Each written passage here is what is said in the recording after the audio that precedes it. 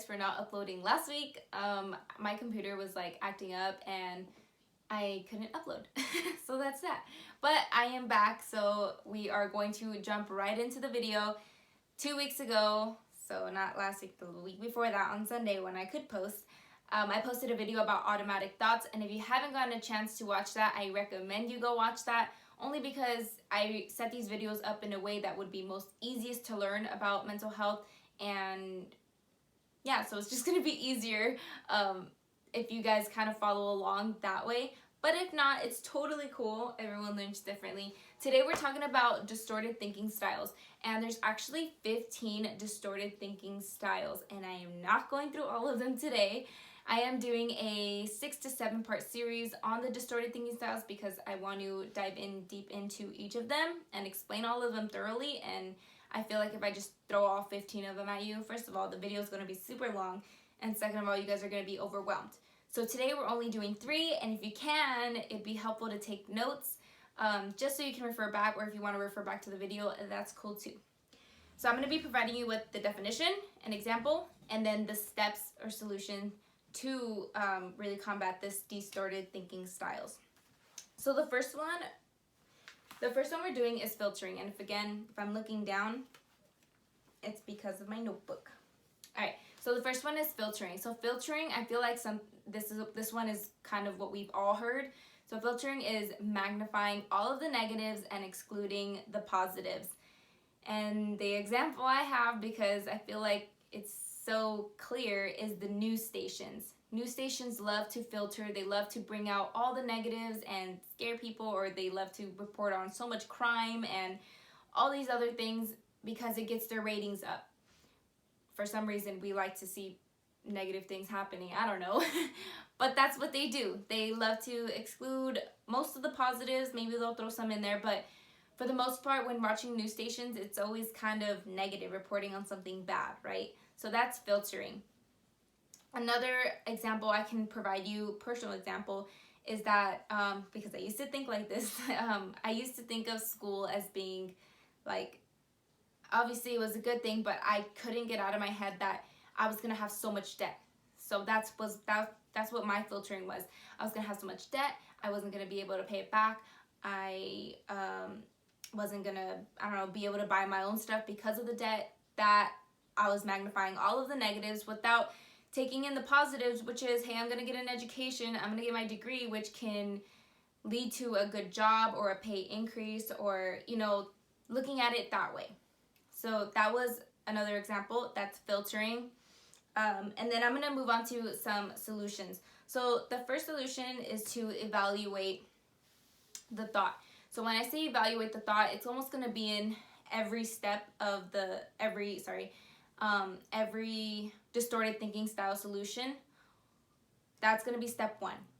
Evaluate the thought. So you got to pay attention to what you're telling yourself in order to fix it, right? So that's why I say evaluate the thought, pay attention to what you're telling yourself.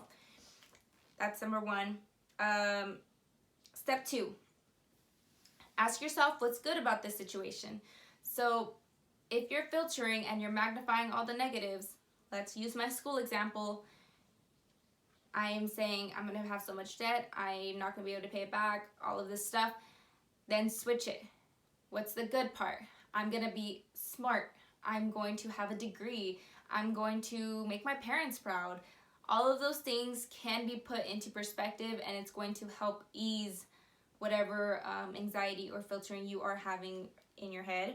And then number 3 is to write it down. And I always say to write it down because usually when it comes to distorted thinking, you are creating anxiety and discomfort in your head, and most of us know that with anxiety, it's so quick. Thoughts come left and right, and it's really hard to control, and writing it down forces us to slow down our thoughts and actually process them. So that's why I say write it down, because our hand can't write as fast as we think. So that's why I say write it down. So step 3 is to write it down. Write down what's good about this situation. All right, so that was filtering. Now we're moving on to polarized thinking, which is number 2. And polarized thinking is interpreting things as black or white, or good or bad.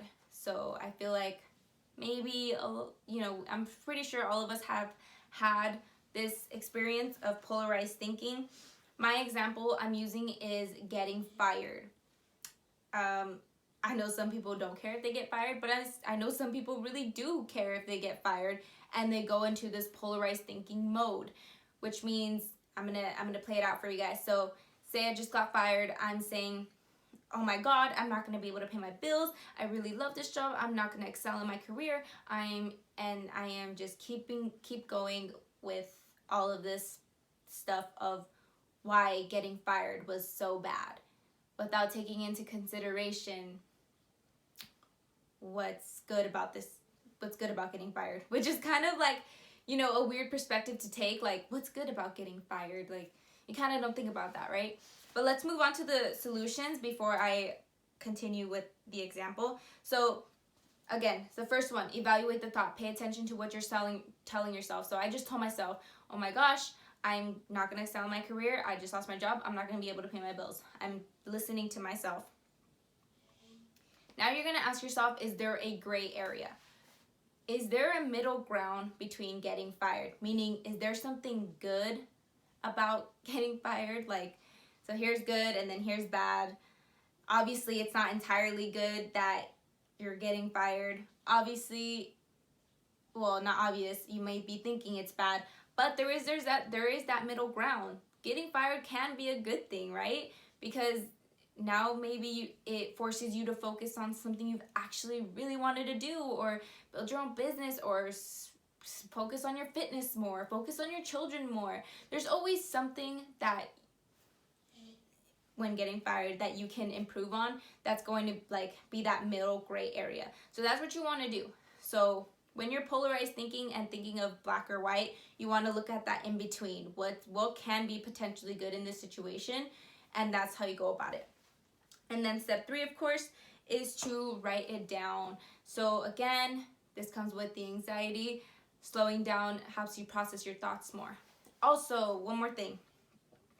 Avoid using words such as never, nothing, often. Yeah, those words. The reason why you want to stop using those words is because always and never, example, are black and white. Nothing is always going to happen. Nothing is never going to happen. And when you use those words, you're likely to fall into that polarized thinking. So really pay attention again to your words. And I have a video on this, self-talk. Really paying attention to your words is so important. All right, so the last one is overgeneralization. And overgeneralization is coming to a general conclusion based on only one incident. And this one I happen to kind of not do a lot, but I feel like it's one that's so easy to fall into. And my example will kind of explain that. So my example is, you're never on time, you're always late. So say a friend comes to your birthday party and you get mad because she's late, and you tell her, you're never on time, you're always late. And again, using those words, never and always, right? But say you tell her that. You are overgeneralizing because you just told her you're never on time, which means that in the past she has never been on time. And then you said she's always late, which means in the future she's always just going to be late, which is overgeneralizing, right? Is she always late or is she always on time? And let's go into the solution so I can kind of explain that more. So the first one, again, is evaluate your thought. Evaluate, what are you telling yourself in the moment? Ask yourself, this one's important, is what I'm telling myself 100% true? Does this always happen? And that's going to really get you to pause and think about it. Is what you're telling yourself in the moment true? Like, I've done this before. My boyfriend, he came to my house and I'm like, you always say you're going to come at this time, but you don't. And he's like, no. And I'm like, okay, yeah. I'm overreacting. And it's like an easy fix, but as long as you catch yourself, right? As long as you catch yourself. All right, so that was, yeah. So step 1, evaluate the thought. 2, ask yourself, is this 100% true? True. Is this 100% true?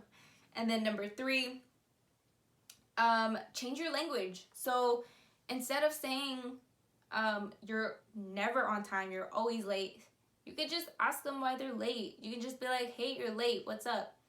Why are you late? Instead of saying you're never on time, you're always late, because now you just offended them and you possibly created another unnecessary conflict just because your language, literally language is everything. So really changing your language and asking yourself those appropriate questions is going to help you start really paying attention to what you say on a day-to-day basis. And honestly, your relationships are going to change once you start changing the way you talk to others. But yeah, so those were my 3. So again, filtering polarized thinking. I cannot talk today. Polarized thinking and overgeneralization. I can't say that word, but you guys know what I'm talking about. Overgeneralization. So those were my last 3. If you guys have any comments or questions, or if you need me to explain something even more, please comment so I can reach out back to you. Again, I'm doing this for the sole purpose of helping other people. So if I don't know you need help, then it's pointless, but anyways, my next posting date will be on Wednesday, and I hope you guys enjoyed the video, and I hope you guys consider subscribing as well. But until then, until my next video, I'll catch you guys later. Boss up and change your life. You can have it all, no sacrifice. I know we did you wrong, we can make it right. So go and let it all hang out.